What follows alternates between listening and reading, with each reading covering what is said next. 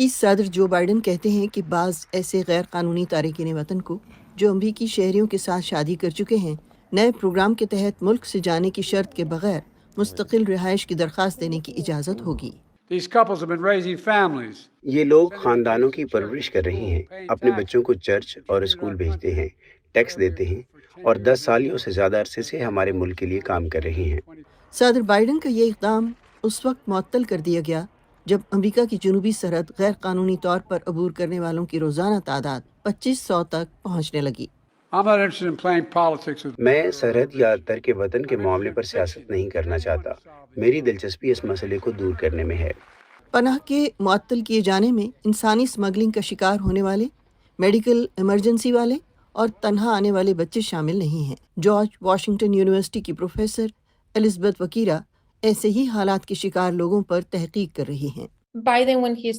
جب بائیڈن نے یہ شروع کیا تو ان کے ارادے بہت نیک تھے، یا یہ کہیے کہ ان کی پالیسیاں بظاہر تارکین وطن کے حق میں تھی۔ اب الیکشن کا وقت آ رہا ہے، اب ایسا ہے کہ مختلف اطراف سے آنے والے دباؤ کو کم کرنے کے لیے کیا کیا جائے، کیا دیا جائے یا کیا ترک کر دیا جائے۔ ڈونلڈ ٹرمپ کہتے ہیں کہ امریکی شہریوں کے شریک حیات کے لیے بائیڈن کا منصوبہ ان کے الفاظ میں امریکی جمہوریت پر براہ راست حملہ ہے۔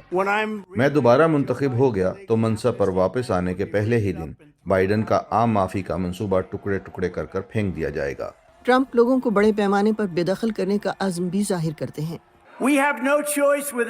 ہمارے پاس اور کوئی متبادل نہیں ہے۔ اپنی افتتاحی تقریب کے چند لمحے بعد ہی ہم امریکہ میں بے دخلی کی سب سے بڑی کارروائی شروع کر دیں گے۔ ہمارے پاس اور کوئی متبادل نہیں، کیونکہ یہ برقرار نہیں رہ سکتا۔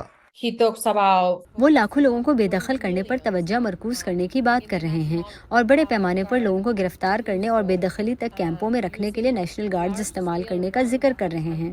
میں وضاحت چاہتی ہوں کیونکہ میں نہیں سمجھتی کہ امریکہ ایسے اقدامات کے لیے گنجائش رکھتا ہے جن کا ذکر وہ اپنے انتخابی مہم میں کر رہے ہیں۔ ترک وطن پر امریکی واضح طور پر منقسم ہیں۔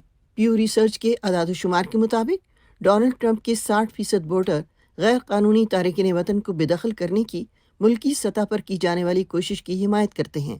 اس رائے شماری سے ظاہر ہوتا ہے کہ ڈیموکریٹس اور ڈیموکریٹک ووٹروں میں بھی اس مسئلے پر تبدیلی نظر آ رہی ہے۔ ان میں 16% کا خیال ہے کہ غیر قانونی تارکین وطن کو ملک میں رہنے کی اجازت نہیں ہونی چاہیے۔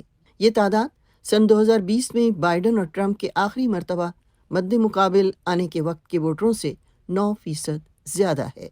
ایلین باروس کی رپورٹ کے ساتھ مدثرہ منظر،